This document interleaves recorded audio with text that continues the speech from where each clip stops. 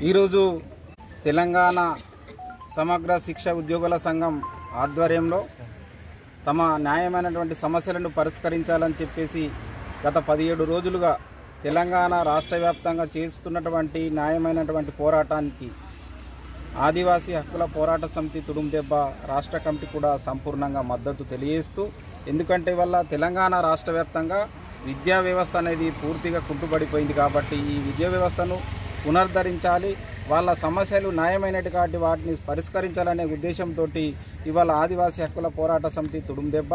అదేవిధంగా సమగ్ర శిక్ష ఉద్యోగుల సంఘం ఆధ్వర్యంలో ముత్నూరు నుండి ఇంద్రవెల్లి అమరవీరుల స్తూపం వరకు కూడా ర్యాలీగా రావడం జరిగింది.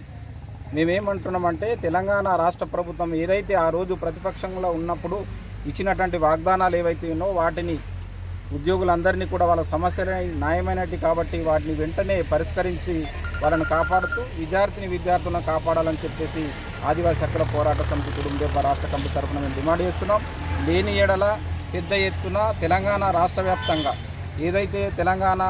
సమగ్ర శిక్ష ఉద్యోగులు చేస్తున్నటువంటి పోరాటానికి మా రాష్ట్ర కమిటీ కూడా సంపూర్ణంగా మద్దతు తెలియజేస్తూ తెలంగాణ రాష్ట్ర వ్యాప్తంగా ప్రత్యక్ష ఆందోళన కార్యక్రమాలు చేపడతాం. ఇప్పటికే సిఆర్టీలు కూడా తెలంగాణ రాష్ట్ర వ్యాప్తంగా సమ్మె చేస్తున్నారు కాబట్టి తెలంగాణలో వల్ల మొత్తం కూడా చదువుతున్నటువంటి వాళ్ళు బడుగు బలహీన వర్గాలు, ఆదివాసీ, దళిత, మైనార్టీ వర్గాల ప్రజలు కాబట్టి తెలంగాణ రాష్ట్ర ముఖ్యమంత్రి వెంటనే స్పందించి